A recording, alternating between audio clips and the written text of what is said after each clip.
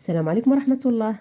رجعت لكم اليوم بفيديو جديد اللي غنقدم لكم فيه هاد جوج ديال الكيكات، جوج كيكات وغير بخليط واحد كيجيو طالعين وهشاش ديال تحميره الوجه. المنظر ديالهم كيجي راقي والمذاق كذلك كيجي بنين بزاف. ندوزو مباشره لطريقه التحضير. قبل ما نبداو ما تنساوش تشجعوني بلايكات ديالكم، بارطاجيو الفيديو مع الاهل والاصدقاء ديالكم، واللي اول مره كيشوف هذا الفيديو ما تنساش دير اشتراك في القناه باش يوصلك كل جديد. نبداو على بركه الله. غادي نحتاجو 4 ديال البيضات بحراره المطبخ،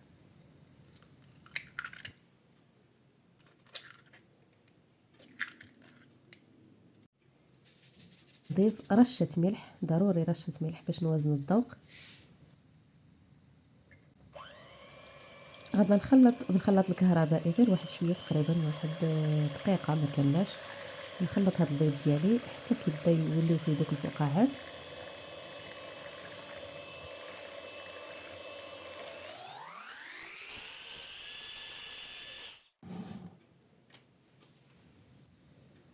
هنايا من بعد ما طلعت البيض ديالي حتى ولاو فيه هاد الفقاعات، فغادي نضيف هنا السكر حبيبات. عندي كأس ونصف من السكر حبيبات او سكر سنيده. من بعد غادي نضيف السكر بنكهه الفانيليا، وغادي نعاود نخلط الكل حتى كينسجم ليا السكر مع البيض، حتى كيذوب السكر مزيان. هذا هو الخليط اللي كنحصلوا عليه من بعد ما كيذوب لينا السكر مزيان مع البيض. فكيف كتلاحظوا فاللون ديال الخليط كيتبدل، ما كيبقاش اصفر بزاف، كيولي اصفر فاتح. وحتى القوام ديال البيض فكيولي قوام كريمي. هنا كنعرفوا بان السكر صافي راه داب مع البيض. صافي دابا غنضيف باقي المكونات. غادي نضيف الزيت، عندي هنايا الزيت النباتيه. غادي نحتاج كأس وربع، كأس وربع من الزيت النباتيه. الكأس اللي عبرت به جميع المكونات، الكأس اللي عبرت به الزيت هو اللي عبرت به السكر، هو اللي غنعبر به الحليب، وهو اللي غادي نعبر به حتى الفرينه او الدقيق. صافي هنا درت الزيت، فضروري لهاد المرحله اللي كديري الكميه ديال الزيت كتعاودي تضربي الخليط ديالك مزيان حتى كطلعيه، وداك الزيت كينسجم مزيان مع داك الخليط ديال السكر والبيض. صافي عاد كتزيدي هنا الحليب. هنايا غادي نزيد كأس ونصف من الحليب. الحليب يكون بدرجة حرارة الغرفة، ما يكونش بارد من الثلاجة. صافي هنا غادي نعاود نخلط غير واحد تخليطة بسيطة غير كينسجم ليا الحليب مع باقي المكونات. صافي كنكتفي بهذا القدر. صافي دابا غادا ندوز باش نضيف. عندنا هنايا الدقيق الابيض، غندير الكأس الاول من الدقيق الابيض، وغادا نضيف عليه الخميره الكيميائيه. عندي هنا 3 ديال الساشيات ديال الخميره الكيميائيه اللي الوزن ديالهم 10 غرام، يعني المجموع 30 غرام من الخميره الكيميائيه. صافي وغادا نبقى ندخل ديك الفرينه ديالي في الخليط. غادي نحاولوا اننا نمزجوا مزيان داك الدقيق مع الخليط. صافي من بعد غادي نضيف الكأس الثاني من الدقيق الابيض. هنايا غنضيف الكأس الثاني من الدقيق دفعه واحده، يعني ما نحتاج نديرو غير شويه بشويه. فالكأس الاول والكأس الثاني كنضيفوهم دفعه واحده، وكنخلطوه حتى كندخلو ديك الكميه ديال الدقيق في الخليط ديالنا.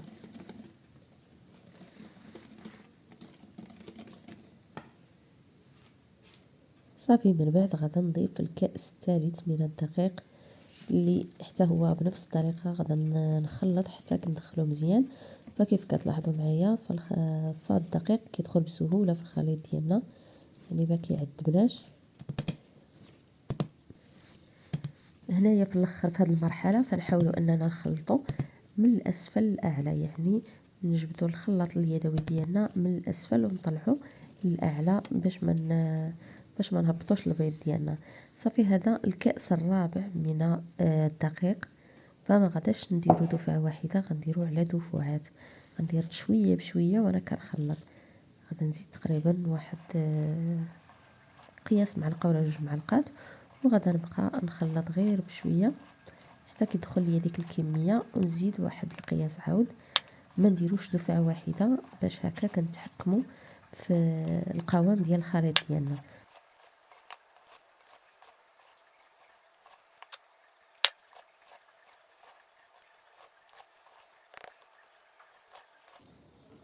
صافي هذا هو القوام اللي حصلت عليه. هنا غادا نكتفي من اضافه الدقيق. شاطت ليا تقريبا هنا واحد المعلقه كبيره حتى 2 معالق كبار ديال الدقيق. صافي هنايا غادا نضيف معلقه كبيره ديال خل الطعام، يعني خل المائده، وغادا نخلط واحد التخليطه بسيطه في الاخر جهد لي يندمج ليا داك الخل ديالي مع الخليط. صافي هذا هو القوام المطلوب. كيف كتلاحظوا فالعجينه كتكون كتهبط بطريقه سلسه، يعني ما كتبقاش كتقطع، كتهبط خيط واحد بسهوله. يعني ملي توصلوا لهذا القوام صافي حبسوا، ما تزيدوش الدقيق. يعني الكميه ديال الدقيق التقريبيه اللي عطيتكم فهي 4 الكيسان قل 4، يعني 4 الكيسان الكاس الرابع ما عامرش. صافي المهم هذا هو الخليط ديالي حصلت عليه. دابا غادا نقسم الخليط ديالي. غنجيب واحد الاناء حتى هو اللي يكون شويه واسع باش يسهل عليا الخدمه. غادا نقسم الخليط ديالي على 2. فإلا كنتو غديروا كيك صغير وكيك كبير فهنا غادي نقسموا الخليط على حسب القياس ديال المول. الا كان المول صغير فغادي نديروا خليط صغير وخليط كبير.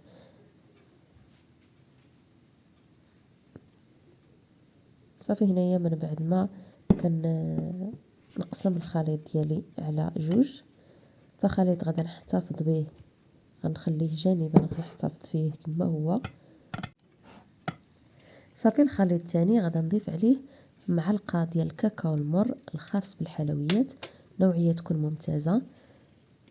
صافي وغادا نغربل، ضروري نغربل الكاكاو ديالي باش ما يبقاش فيه دوك الحبيبات، وغادا نخلط جيدا حتى كتندمج ليا.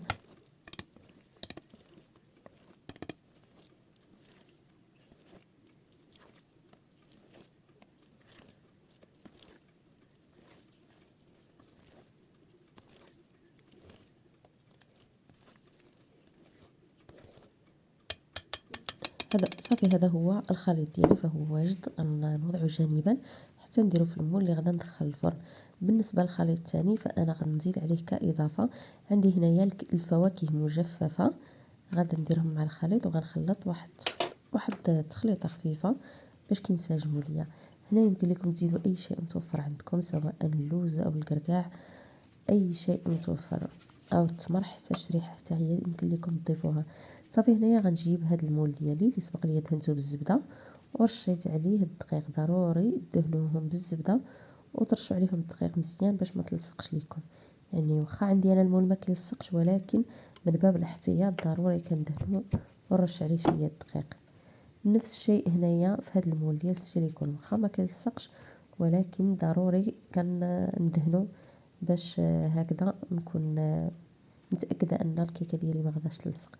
صافي هنايا غادا نوضع الخليطين ديالي في المول اللي غادا ندخلو للفرن. الفرن بارد ما سخنتوش نهائيا. غندخل ليه الكيكات ديالي، عاد غادا نشعلو على درجه حراره 180 درجه. غادا نخليه على 180 درجه غير واحد 5 دقائق نحس به سخن، وغادا ننزل الحراره ل 160 درجه. عندي هنايا الفرن فيه المروحه، يعني كتكون العافيه دايره في الفور كامل. اما الا كان الفرن عادي فكتشعلوا عليه غير من التحت حتى كطلع مزيان الكيكه ديالكم، عاد تشعلوا من الفوق باش تحمر. صافي هنايا تقريبا دازت 40 دقيقه باش طيب، من 30 حتى 40 دقيقه. صافي هنايا من بعد ما طابوا الكيكات ديالي كنخرجهم وكنعطيهم الوقت حتى تيبردوا مزيان، عاد نحيدهم من المول. صافي هنايا غادا نحيدها من المول من بعد ما بردات. غادا نحركها شي شويه، نحاول نحركها باش تجيني ساهله باش نديمو ليها. هنايا غنديمو ليها معكم وغادي تشوفوها باللي راها ما كتلصقش نهائيا، وكيجي الشكل ديالها كامل، زعما ما كتجي ناقص منها حتى شي فرتيته. صافي هذا هو الشكل ديال الكيكه الاولى، كتجي محمره وهشيشه. صافي دابا غادا نزينها. غنوضع عليها هنايا المربى ديال المشماش وهي مازال سخونه، ضروري باش داك المربى كيذوب كيعطينا ديك اللمعه في الكيكه ديالنا. صافي هنايا غادا نزينهم بهاد الفواكه المجففه على شكل فواكه، وكيبقى الاختيار لكم، تقدروا ديروا اي شيء متوفر عندكم كيف ما قلت لكم قبيله.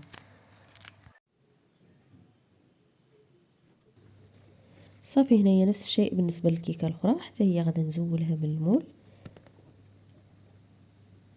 هنايا كيف كتلاحظوا معايا من بعد ما زولتها فما لصقاتش نهائيا، حيتاش دهنت مزيان المول ورشيته بالدقيق. ذوبت الشوكولا بحليب وغادا نزيد عليه قطرات من القشطه الطريه اولا كريم فريش. الا ما عندكم زيدوا غير شويه ديال الحليب باش هكذا ما كيعاودش يكرم لينا بزاف، كيبقى محافظ على ديك الليونه ديالو، يعني كيبقى جاري. صافي جبت هنايا الشوكولا البيضاء حتى هي ذوبتها ودرت بها هاد الخطوط هذا على شكل دوائر. من بعد غنجيب هاد العويد هذا وغادا نبقى نجر هكذا حتى كنحصل على واحد الوريضه اللي تيكون الشكل ديالها زوين، ويمكن لكم تذوقوها كيف ما بغيتو لكم واسع النظر. صافي هنايا هذا هو الشكل ديال الكيكات ديالي بجوج. الشكل النهائي كيف كتلاحظوا معايا فهو كيجي شكل راقي جدا، والمذاق ما نعاودش لكم كيجيو بنان، فإلا جربتوهم اكيد ما غادنش تندموا. فما تنساوش كالعاده شجعوني بلايكات ديالكم، التعاليق الزوينه ديالكم، وكذلك ما تردوش اللي عندكم شي تساؤل خلوه لي في التعليقات. كذلك الناس الجداد مرحبا بكم معنا في القناه، اشتركوا في القناه وفعلوا الجرس باش يوصلكم اي فيديو كنحط في القناه. تلاقاو فيديو قادم مع شهيوه جديده، الى اللقاء.